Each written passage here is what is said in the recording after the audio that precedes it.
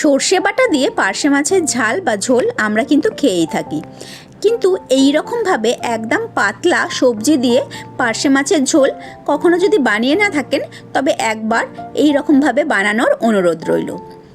তাহলে চলুন দেখে নেওয়া যাক আজকের আমার সবজি দিয়ে পার্শে মাছের ঝোলের রেসিপিটি। নমস্কার, আমি জয়িতা আর আপনারা দেখছেন জয়িতার পাকশালা। আজকে এই পার্শে মাছের ঝোল তৈরি করব বলে আমি এখানে 750 পার্শে মাছ নিয়েছি। মাছগুলোকে খুব ভালো করে কেটে ধুয়ে পরিষ্কার করে নিয়েছি। এবার মাছগুলোতে আমি নুন আর হলুদ খুব ভালো করে মাখিয়ে নিচ্ছি। নুন আর হলুদ মাখিয়ে আমি মাছগুলোকে 10 থেকে 15 মিনিট রেস্টে রেখে দেব। এই মাছের ঝোল বানানোর জন্য এখানে আমি নিয়েছি লম্বা করে টুকরো করে কেটে নেওয়া আলু, লম্বা করে কেটে নেওয়া বেগুন, আর নিয়েছি 4 থেকে 5টা কচুমুখী বা গাঠি কচু। আর রান্নাটা আমি কাঁচা লঙ্কা দিয়েই কিন্তু করব। এখানে আমি কিছু বড়ি নিয়ে নিয়েছি, এগুলো আমি ঝোলের মধ্যে ব্যবহার করব। রান্নাটা শুরু করার আগে প্রথমেই আমি এখানে একটা মিক্সিং জারের মধ্যে নিয়ে নিয়েছি 1.5 ইঞ্চি পরিমাণ আদা, 3 থেকে 4টে নিয়েছি কাঁচা লঙ্কা, আর একটা নিয়েছি মিডিয়াম সাইজের টমেটোটাকে এইরকম ছোট ছোট আকারে কেটে নিয়ে আমি মিক্সিং জারে দিয়ে দিচ্ছি, যাতে মশলার পেস্টটা একদম স্মুথ তৈরি হয়।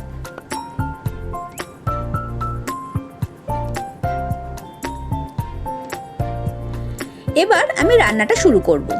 তার জন্য প্রথমেই গ্যাসে আমি একটা কড়াই বসিয়ে দিয়েছি। কড়াইটাকে প্রথমে খুব ভালো করে গরম করে নিয়েছি। কড়াইটা ভালো মতো গরম হয়ে গেলে তাতে দিয়ে দিয়েছি পরিমাণ মতো সর্ষের তেল। সর্ষের তেলটাকেও খুব ভালো করে গরম করে নিয়ে প্রথমেই আমি এর মধ্যে বড়িগুলোকে ভেজে নিচ্ছি। মোটামুটি 10 থেকে 12 সেকেন্ড বড়িগুলো আমি তেলের মধ্যে ভেজে তুলে নিচ্ছি। 10-12 সেকেন্ড বড়িগুলো ভাজলেই কিন্তু বড়িগুলো এরকম সুন্দর লাল লাল হয়ে গেছে। এবার ওই তেলের মধ্যেই আমি গাঠি কচুর টুকরোগুলোকেও ভেজে নিচ্ছি।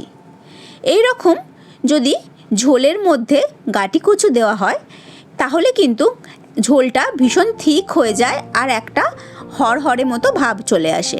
কিন্তু যদি রান্নার আগে গাঠি কচুগুলো এইরকমভাবে ভেজে নেওয়া হয় তাহলে কিন্তু ঝোলটা একদমই পাতলা থাকে আর ওই যে হরহরে ব্যাপারটা ওটা একেবারেই থাকে না।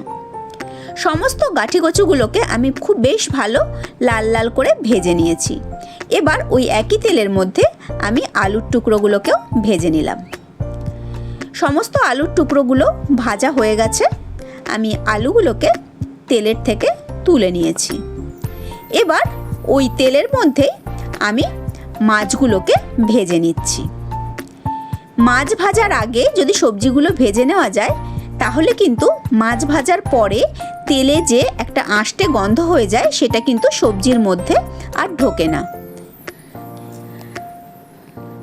দেখুন মাছগুলোও কিন্তু ভালোভাবে ভাজা হয়ে গেছে।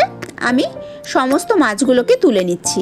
আজকে আমি মাছটা একটু কড়া করে ভেজেছি, কারণ অনেকগুলো সবজি দেওয়া রয়েছে আজকের ঝোলে, ওগুলো ফুটতেও একটু সময় লাগবে। সেই জন্যে আমি মাছটা একটু বেশি ভেজেছি যাতে মাছটা ঝোলের মধ্যে ভেঙে না যায়। সমস্ত মাছগুলোকে ভেজে তুলে নিয়েছি। আমি এখানে 2টো ব্যাচে মাছগুলো ভেজেছি। তারপর ওই একই তেলের মধ্যে আমি দিয়ে দিয়েছি ফোড়নে গোটা জিরে আর দিয়েছি 2টো তেজপাতা। জিরে আর তেজপাতা দিয়ে 10-15 সেকেন্ড একটু নাড়াচাড়া করে আমি কেটে টুকরো করে রাখা বেগুনগুলোকেও দিয়ে ভালো করে ভেজে নিচ্ছি। বেগুনগুলো লাল লাল করে ভাজা হয়ে গেছে। বেগুনগুলোকে আমি তেলের থেকে তুলে নিচ্ছি। বেগুনগুলো তুলে নিয়ে ওই তেলের মধ্যেই আমি যে আদা, কাঁচা লঙ্কা, টমেটোর পেস্টটা করেছিলাম সেই পেস্টটা দিয়ে দিয়েছি। দিয়ে গ্যাসের ফ্লেমটাকে লো টু মিডিয়ামে রেখে মশলাটাকে খুব ভালো করে আমি কষিয়ে নিচ্ছি। এই স্টেজে আমি এখানে দিয়ে দিয়েছি নুন আর হলুদ। নুন আর হলুদ দিয়ে খুব ভালো করে আমি মশলাটাকে কষিয়ে নিচ্ছি।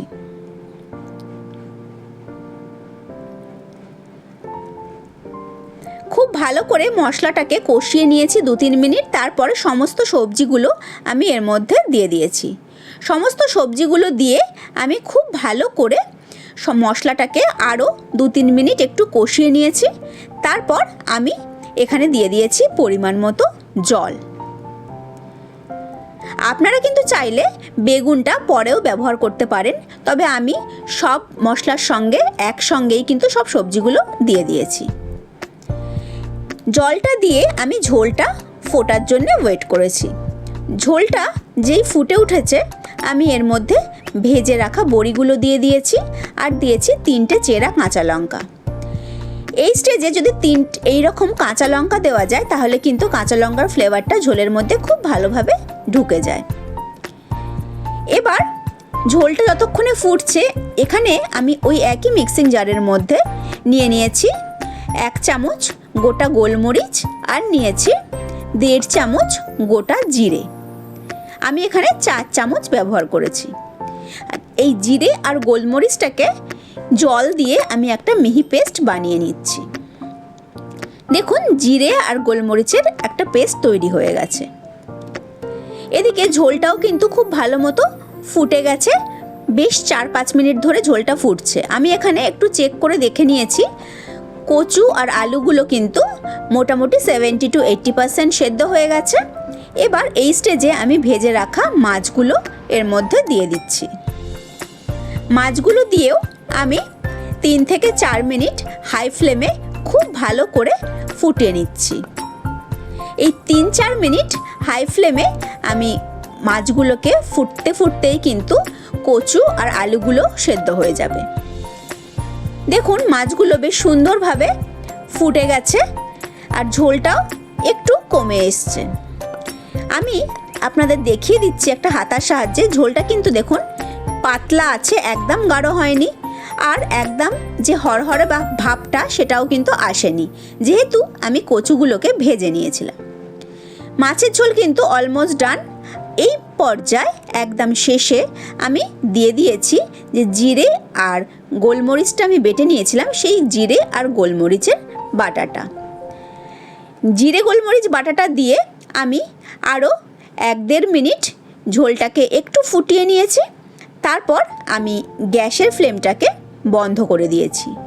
এই রকম জিরে বাটা যদি রান্নার একদম শেষে দেওয়া যায় তাহলে কিন্তু ঝোলে জিরের ফ্লেভারটা আর গোলমরিচের ফ্লেভারটা খুব সুন্দরভাবে আসে। দেখুন মাছের ঝোল একদম রেডি হয়ে গেছে। আমি গ্যাসের ফ্লেম বন্ধ করে 10 মিনিট স্ট্যান্ডিং টাইমে রেখেছিলাম। তারপর গরম গরম সুস্বাদু এই মাছের ঝোল আমি গরম ভাতের সঙ্গে সার্ভ করে দিয়েছি। তাহলে আজকের আমার এই রেসিপি আপনাদের কেমন লাগলো অবশ্যই কিন্তু কমেন্ট করে জানাবেন। আমি আবার হাজির হয়ে যাব কোনো নতুন রেসিপি নিয়ে নেক্সট এপিসোডে। ভালো থাকবেন, সুস্থ থাকবেন। নমস্কার।